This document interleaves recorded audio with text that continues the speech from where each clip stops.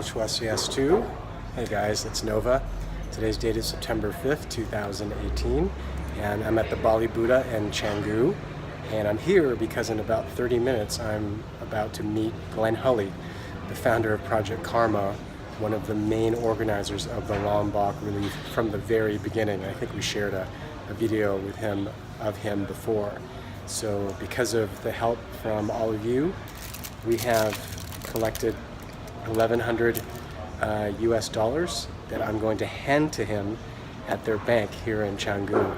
And we missed the window just because of a series of miscommunication. We missed the window for the 5-to-1 matching, and plus they raised that money really fast.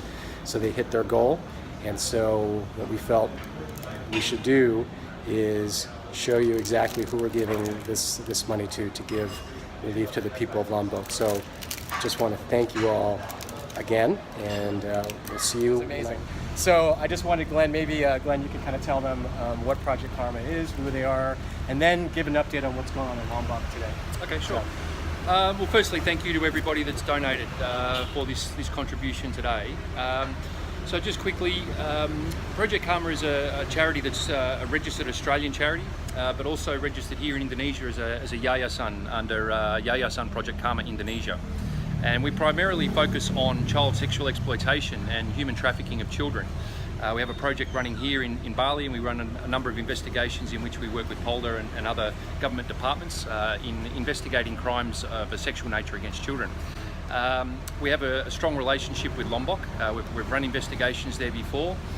We have staff in Lombok, and when the first earthquake hit, we had staff that were affected, and we started to see some of the footage and the photos that were coming through, and there were a lot of children that were injured, a lot of children that were displaced from their homes. And so I immediately made a phone call to set up a conference call with our board in Australia and sought their permission to begin a project and go straight to Lombok, which is what we did.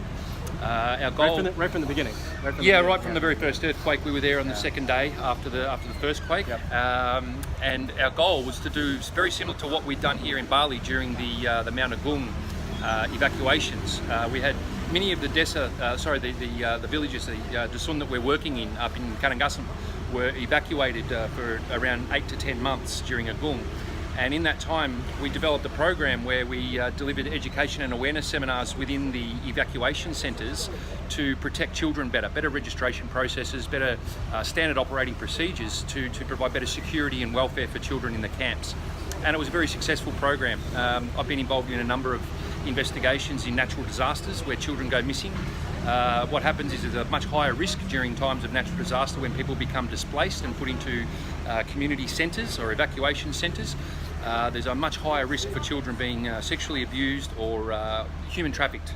And I've had experience in that in Thailand and in Indonesia, in Aceh, and also in the Philippines during Cyclone Yolanda.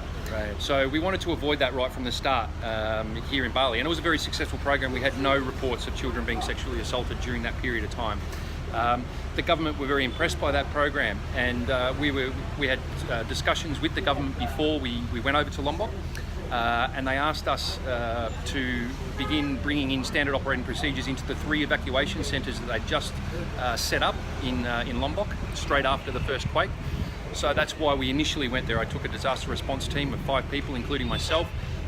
We were able to raise the funds to get a helicopter over because there was no flights available. The ferries were shut down, the fast boats were shut down.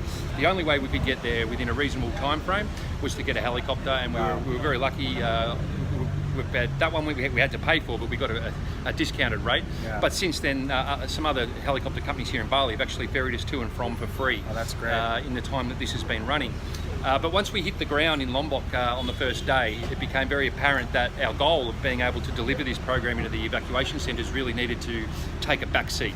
There were many other priorities that needed to be addressed, and we needed to jump in and start beginning to help the government agencies.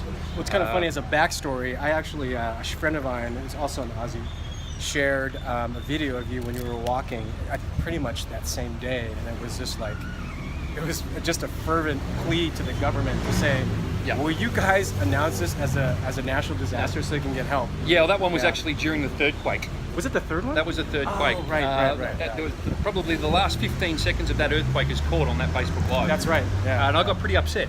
Because Yes, you were very we put a fired lot up. of effort and time into helping these people. They'd already suffered massive trauma from the two quakes prior to that. Right. And we'd just been there for a number of days, and they were getting their confidence back. We were starting to initiate programs in the villages. We'd had meetings with village leaders and everything.